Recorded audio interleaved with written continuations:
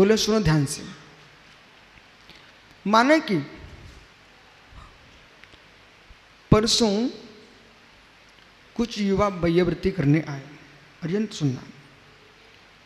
तो उसमें 2-4 लोग आए, उन्होंने अपना मोबाइल खोला और जोर जोर से भजन गाने लगे। तो मैं थोड़ी देर सुनता रहा, ठीक है। फिर मैंने कहा चुप रहो। तो वहाँ यदि अर्यंत होते, सुना अर्यंत, तो क्या बोलते, देखो गुरुजी को भजन पसंद नहीं है। आप ऐसे ही बोलते, व्यवहार ऐसे बोलता ना। मित्र, मैंने क्यों बंद करा दिया, क्यों बंद करा दिया? मैं उतने समय खाली नहीं बैठता। दिन भर की जो माला बची वो माला में करता। वो इतनी शांति आनंद आता है। वो चीख रहे थे, चिल्ला रहे थे। तो मैंने कहा भाई आप शांत हो जाओ। अब कोई जीव ये सोचे कि इन्होंने देखो भजन बंद करा दिया, ईर्षा है भजन से। नहीं, भजन से ईर्षा नहीं है। भजन अनंत प्रकार के हैं। द्वैत रूप भजन भी होता है और अद्वैत रूप भी भजन होता है।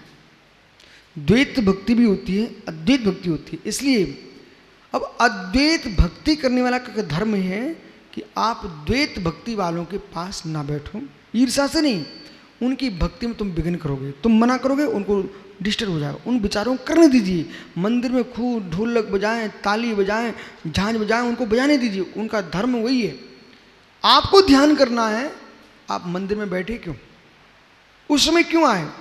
आप ऐसे समय पे आते जिसमें ये ना होता। आप मालूम, वो कहेंगे हमारी क्रिया छुड़ा रहे हैं, बाजे बजाने वाले कहेंगे हमारी क्रिया छुड़ा रहे हैं, वो आपको ये ढोंग कर रहे हैं। आप दोनों अज्ञानी हो। आपको समय बदल करके जो ताम झाम से पूजा कर रहा है उसको वहाँ करने दीजिए। उसका वही धर्म है, योग्यता बराबर। और आप ध्यान में जा रहे हो तो आपको श्रावकाचार की भक्ति के साथ साथ नियम सारजी की भक्ति भी पढ़ना चाहिए, बराबर भैया। नियम सारजी में निश्चय भक्ति और व्यवहार भक्ति की व्याख्या, ठीक। व्यवहार भक्ति में पंच परमेष्ठी का ध्यान करेंगे और निश्चय में निज आत्मा का ध्यान करेंगे। अब माना कि जिस जीव की समाधि चल रही थी वो किसी व्यक्ति ने ये बोल दिया कि आप भगवान का नाम मत लेना, नहीं तो तुम्हारी समाधि बिगड़ जाएगी, ये ऐसा बोल दिया। मित्र, सुनने वालों के सामने बोलने वालों ने ये देखना चाहिए था तुम खड़े कहाँ हो और जिसे तुम बोल रहे हो वो किस भूमिका पर खड़ा हुआ है। हम पहले कहेंगे माया मिथ्या निधान मत कीजिए, समाधि बिगड़ जाएगी, ऐसा बोलेंगे, ठीक है। और फिर कहेंगे आप पंच परमेष्ठी का ध्यान करो, तुमको समाधि करना है। तो इसके उपरांत फिर धीरे से कहेंगे मित्र, परमेष्ठी का ध्यान करते करते असत भूत उपचार में ही मत लगे रहना, सद्भूत के पास भी जाना। अरिहंत, जो मैं कह रहा हूँ ये तो पूर्ण स्वस्थ आदमी नहीं की ताकत नहीं रखता, अस्वस्थ क्या रखेगा। यदि प्रणय सागर को समाधि चाहिए, इनको आज ही स्वस्थ अवस्था में जो मैं कह रहा हूँ, इसलिए अपने आप को जैसे बोलते ना स्वच्छ पानी ऐसे उलीचते हैं, काई को हटाते हैं, अन्य कचड़े को हटाते हैं, ऐसे मस्तिष्क के अंदर जितने कचड़े हैं, साधना का मार्ग उन कचड़ों को हटाने का मार्ग है। ये कचड़े हटते जाएं, पर एक ऐसा समय आएगा जब परमात्मा के पास रहेंगे तब आत्मा के पास नहीं होंगे, आत्मा के पास होंगे तब परमात्मा के पास नहीं होंगे। स्यात् परमात्मा के पास रहते रहते आत्मा के पास रहो, इस विद्या को सुनिए। याद यहां पर मालूम ऊपर नीचे किसी कमरे में सुबह 4 बजे कोई त्यागी ओम का ध्यान कर रहा है कुछ दिन से। अब उस ओम के ध्यान में मालूम उनको तो अच्छा लग रहा है, पर कितनों की सामयिक भंग हो रही है वो उनको पता ही नहीं। सुने कि नहीं? अरे आत्मन से मतलब नहीं मेरा। अब ज्ञात अज्ञात भाव से बंद कैसे होता है कि हम तो आनंद लूट रहे हैं, लेकिन ये ध्यान रखना पड़ेगा कि मेरे निमित्त से और कितने लोग शांति में जीना रह चाहते हैं। कुछ लोग बैठ के ध्यान में 12 उन्हें नियंत्रण करना चाहिए। ये क्यों हो रहा है ऐसा हमारे? हम भोजन परिवर्तन करेंगे, हम स्वभाव परिवर्तन करेंगे, क्योंकि साधना में इधर दे करिए बेटा, ये क्रम बड़ा विचित्र है। इतने करने से चारित्र मोहनी कर्म का आश्रय हो गया। ऋषभ सामयिक कर रहे थे, वो अरहंत जो है ना जोर जोर से पन्ना पलटना शुरू कर दिए। आप विश्वास करो, तो मैं अच्छे गुण विषय चलता ना, उधर कोई प्रश्न भी पलटता है ना, तो प्रवचन में भंग होता है। इतना ही नहीं, यदि अनिल सुनील ने उधर देख लिया वो भैया की तरफ, भंग होता है। कुछ ज्ञानी लोग आंखों आंखों बतराते रहते हैं, कुछ ऐसे होते बिल्कुल लज्जा विहीन, सामने सामने बातें भी करने लगते हैं। उसमें सोचना चाहिए ज्ञानावड़ी कर्म का, दर्शनावड़ी कर्म का, चारित्र मोहिनी का, कितने सारे कर्मों के पुलंदे सामने सारे वो जीव बांध लेता है। बराबर है ना भैया? इसलिए करना नियोग कह रहा है, हमको साथ में लेकर चलोगे हम आपको सावधान करते रहेंगे। करना नियोग क्या कहेगा? हमको लेकर चलो हम आपको सावधान करते रहेंगे। द्रव्य नियोग कहेगा हमको लेकर चलो हम आपकी यथार्थता को बताते रहेंगे, घबराओ मत, ये सब हट जाएंगे, तुम भोई हो। प्रथमा नियोग को लेकर चलोगे, वो कहेगा सुनो ऐसा हुआ था उनके साथ तुमको इतिहास बताता रहेगा। और चरणा नियोग कहेगा मित्र संभल के चलो, ये कोई काम में नहीं आएंगे, हम ही काम में आएंगे। इसलिए चारों नियोग को ही लेके चलना पड़ेगा। आइए मित्र, जीवा अत्यंत बराबर। इसलिए समाधि के काल में योग्यता देख करके छपक की निर्याप का आचार परिचर्या करा, योग्यता देख करके कि पात्र कैसा है, पात्र को देखना चाहिए।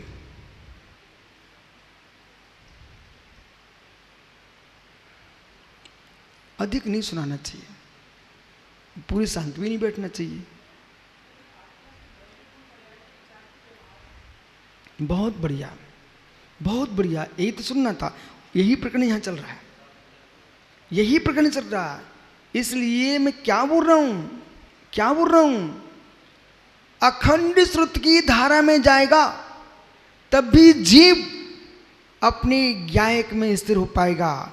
जो भी तुम त्रिगुण प्रिया का चिंतन कर रहे हो, वैचारिक दृष्टि से वो शब्दों का चिंतन कर रहे कि अर्थ का चिंतन करके अर्थ का चिंतन कर रहे हो। हमको 3 बार बोलना पड़ेगा।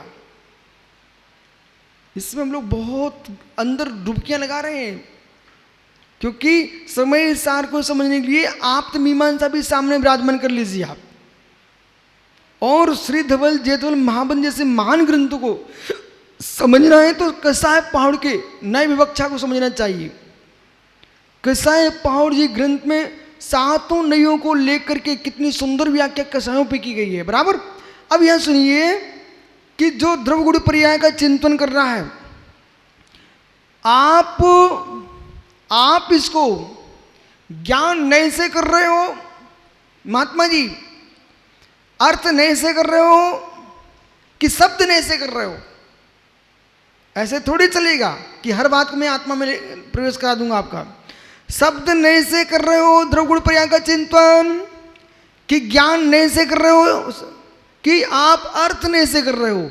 वो 3 भंग बनाना पड़ेंगे वहां पर। हैं?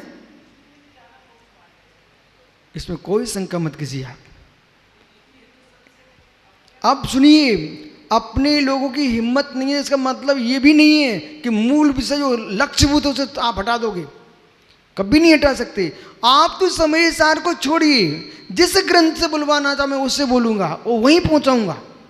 यो जो शब्द ने है, अर्थ ने है और ज्ञान ने है, मालूम ये समय सार में मात नहीं लिखा, आपके संपूर्ण न्याय शास्त्रों में लिखा हुआ है।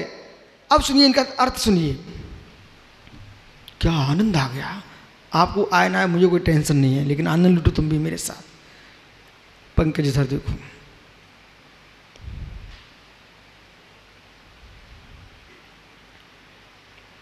शब्द ने श्रीफल, इसमें फल भी नहीं है, अर्थ भी नहीं है, मात्र शब्द श्रीफल लिखा है। ये किसका विषय बना? ये शब्द ने का विषय है। और साथ में शब्द ने कुछ है कि नहीं? ठीक, ऋषभ समझ रहे क्या?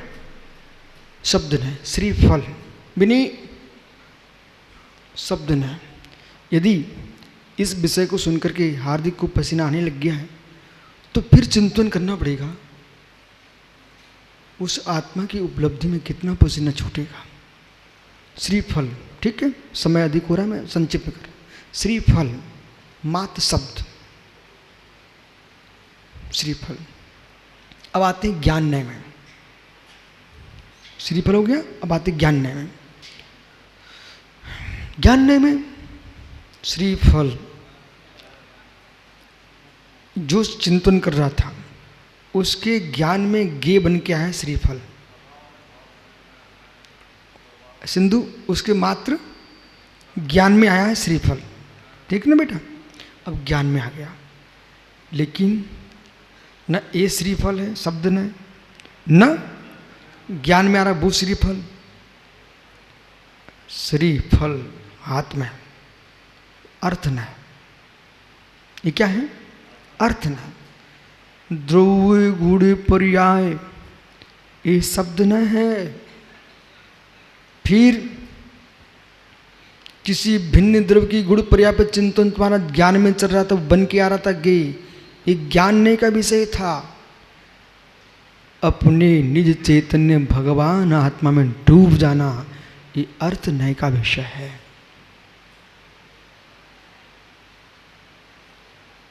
इसलिए ज्ञानी कभी कभी मुस्कुराहट आती है उन विद्वानों पर, इन पोथियों में ही सब कुछ मान बैठे।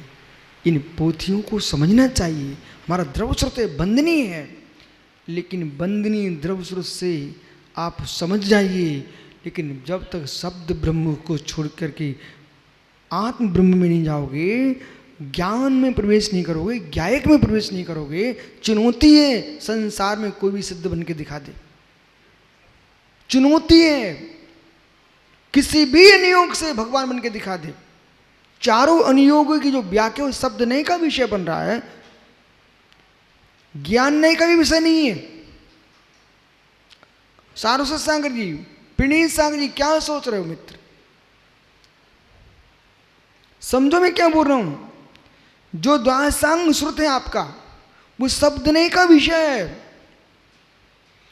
ज्ञान नहीं का विषय नहीं है। अब ठन को माथा, ठन के माथा आप सबका, ज्ञान नहीं का विषय नहीं है। प्रश्न करो क्यों, या फिर आप समझा दीजिए। पीयूष, ये परमात्म प्रकाश ज्ञान नहीं का विषय नहीं है, शब्द नहीं का विषय है।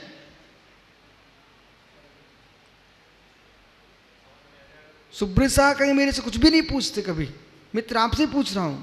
ये ज्ञान नहीं का विषय नहीं चल रहा। विषय पकड़ना, ये शब्द न है तो ज्ञानने का विषय क्या बनेगा? वस्तु का आपके ज्ञान में वस्तु आकार आना, बराबर, वो ज्ञान न है। यदि ग्रंथ का आकार है तो तुम्हारे ग्रंथ ज्ञानने का विषय बनेगा, लेकिन जो शब्द रूप तो ज्ञान है वो ज्ञानने का विषय नहीं आ रहा है। वो तो शब्द शब्द शब्द, इसका जो तुम्हारे ज्ञान में जो ज्ञेय रूप आकर आएगा वो क्या बनेगा? ज्ञानने का विषय। वो अर्थ का भी अर्थने कब बनेगा? जब आप वस्तु को सामने वस्तु रूप देखोगे। जड़ चेतन कोई भी हो सकती है, इसलिए शुक्ल ध्यान में भी इन नयों का प्रयोग होता है।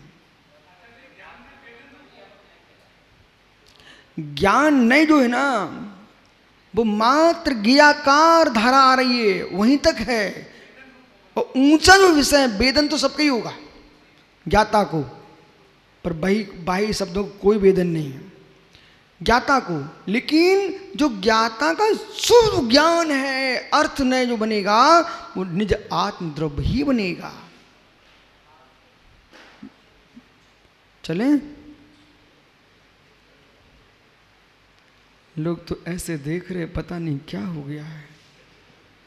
लेकिन अब सोचो मित्र, एक निर्गंत धारा में अरहंत बनने के लिए एक योगी को कितना बौद्धिक व्यायाम करना पड़ता है। विश्वास मानिए, विश्वास मानिए, जिसके पास बौद्धिक व्यायाम नहीं होगा इतना जटिल, वे स्वर्ग के देवता भी उच्च क्वालिटी के नहीं बन पाएंगे। उच्च देवता भी बनने के लिए इतना व्यायाम चाहिए ही चाहिए। भाव लिंगी मुनि बने बिना सर्वा सिद्धि का देव तो छोड़िए, सौधर में इंद्र नहीं बन सकता। बोलो अरिहंत आएगा। आज विषय हो गया इस समय, कल मिलता हूं। माँ चिट्टे माँ जंपे की जो धारा बनेगी वो अर्थ नय का विषय है। माँ चिट्टे माँ जंपे की जो भूमिका बनेगी, बोला, वो अर्थ नय का विषय है।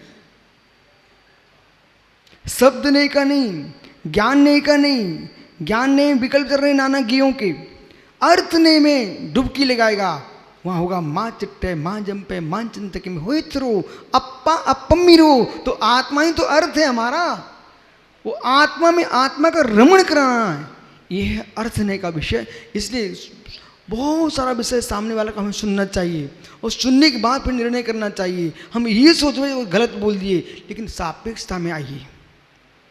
बराबर भैया, सापेक्षता में आइए, तब लगेगा हाँ ये सत्य है। भूमिका देख के आप व्याख्यान समझो और भूमिका देख के व्याख्यान कीजिए।